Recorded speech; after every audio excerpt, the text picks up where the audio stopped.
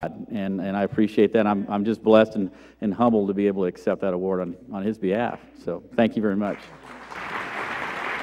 One more. All right, our next presenter is Gloria Ponce Rodriguez, and she's presenting the Youth Award to Juan Cardona.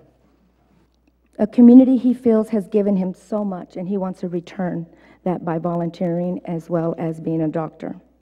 Juan is involved in the different extracurricular activities. Juan has also been a team player and enjoys helping his friends with just about anything.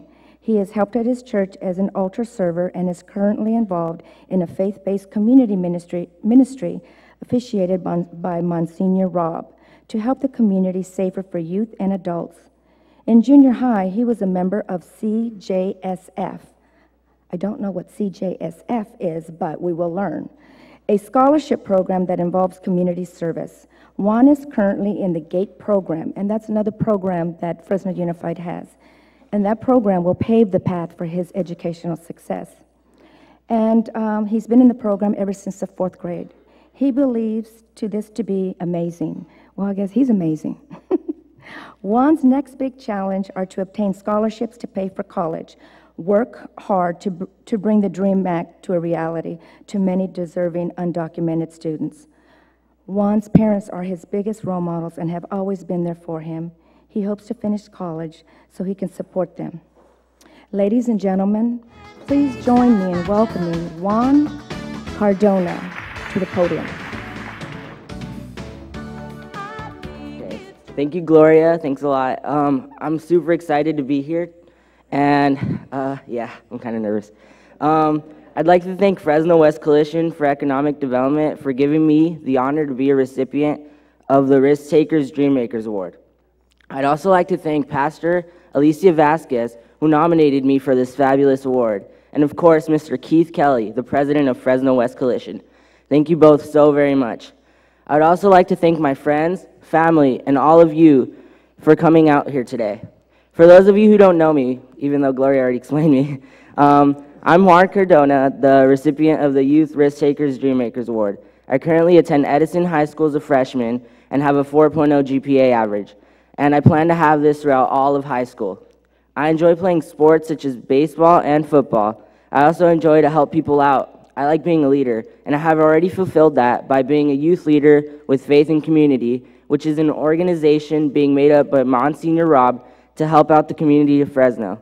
One of my goals for the near future is to attend Stanford University and to get into their medical branch so I can become a doctor. And another one of my goals is to be a part of the passing of the DREAM Act, which can help many youth reach their dreams.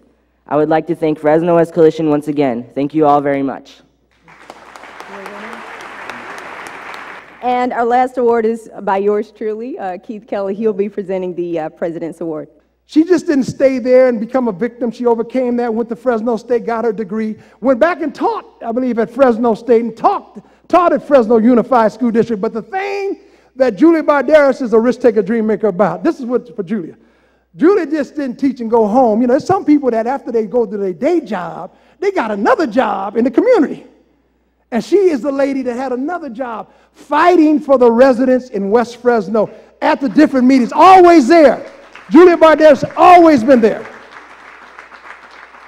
So it gives me great pleasure to give the 2009 Risk Taker Dream Maker Award for the President's Award to Julia Banderas.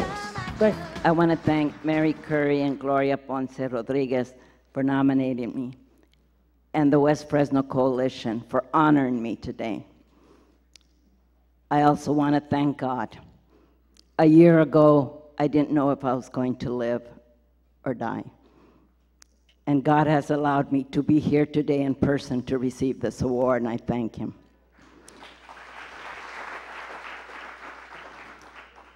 The greatest pleasure of everything that I've done in the last 40 years has been my working with at-risk, low-income students at Edison High School. That's how I got involved with the community.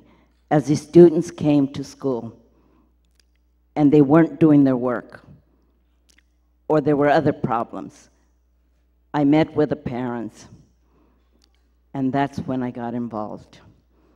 Many parents were unemployed. Some were homeless. Some didn't have any money to feed the children. A student cannot accomplish anything in school if he comes to school hungry or cold. I was very fortunate. For over 25 years, I worked with a coworker who's here today, Etta Tooze. And together, thank you. Together, we started working with our students. We formed the business team, in which students worked in our classes, an English class, a math class, and a social science class or history class, depending on their grade.